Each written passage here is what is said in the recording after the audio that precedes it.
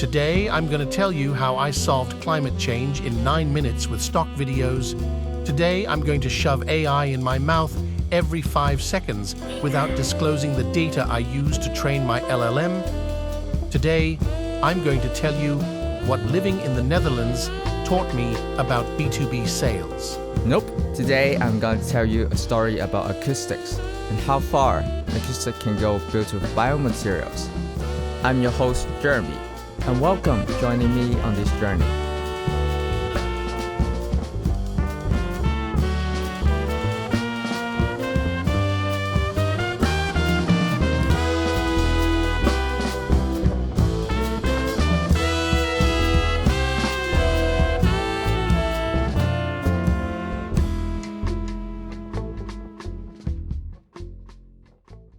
Tools we use for making music are all sourced from nature.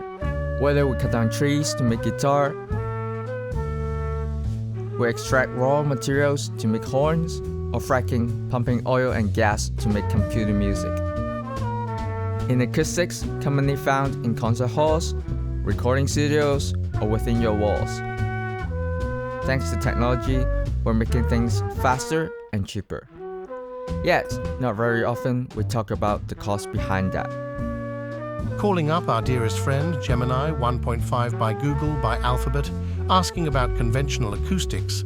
The manufacturing process of rock wool is not sustainable, and fiberglass even worse. Well, how do we deal with that? Of course, by research, by competitor analysis of what has been done by academics and in commercial spaces. By establishing a database, everything is organized neatly to be pulled up for references and further digging into the novelty of acoustics for music performance in enclosed spaces. By talking to people, nope, these people actually, insights can be drawn to understand who are our users, their needs, why and where. Before talking about design, let's talk about some Acoustics 101. Soft materials absorb and hard materials reflect. Similar to how videographer set up their scene with light, we prefer diffuse light and not direct light that hurts our eyes. I repeat, we prefer diffuse light and not direct light. Acoustic diffusers are being used in concert halls, recording studios, and baked into your favorite Star Wars movies. The general idea is to make the performance sounds larger than life. However, they are usually on the walls and semi-permanent, which means you can't take it with you while, for example, on tour or move into your new studio.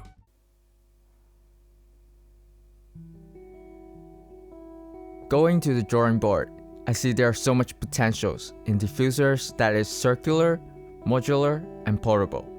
But of course, it's not as clear in the first place. I started with the idea of building a studio by the canal, and after a couple of iterations, I settled on the idea of building a sonic crystal. Here you can see the design principles really got incorporated. Irido stems from the Latin word irido, referring to its capability to reflect sound back in different wavelengths and possibly in different polarities. I then uses computational acoustics, like how the stunning Elbe Philharmonie uses cloud computing to run simulations. Yeah, like how they design concert halls. Keep trying different algorithms and patterns to see what sticks.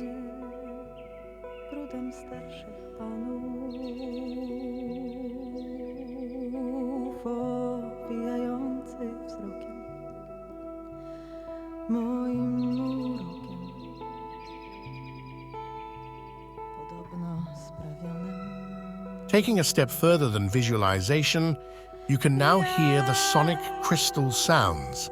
With binaural auralization, here considers using the sonic crystal not as a diffuser, but a barrier that blocks sounds, which are used by audio engineers in daily basis since the Beatles era to minimize bleed.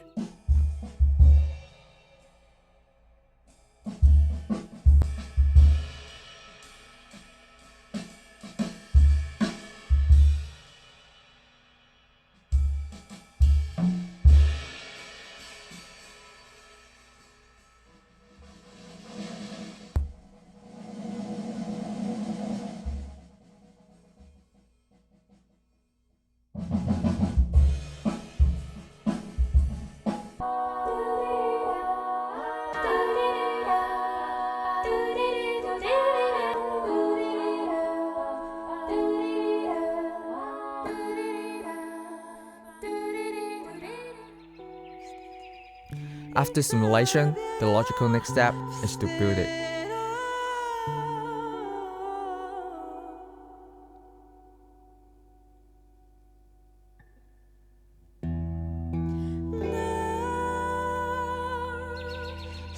Coming across so many dumpsters, I decided to use this wood, this abundant resources to build the sonic crystal. I traveled far, far away in the classic Dutch fashion and brought back everything with my bike.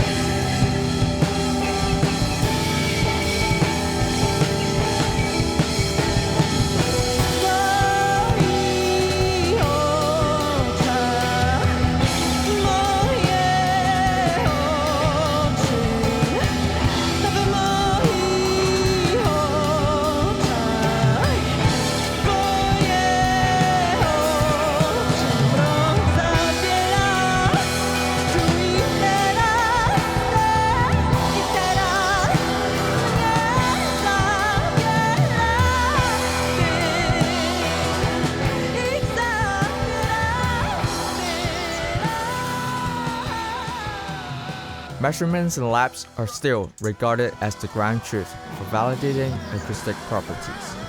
We then headed to TU Delft and successfully verified the alignment between simulation and measurement.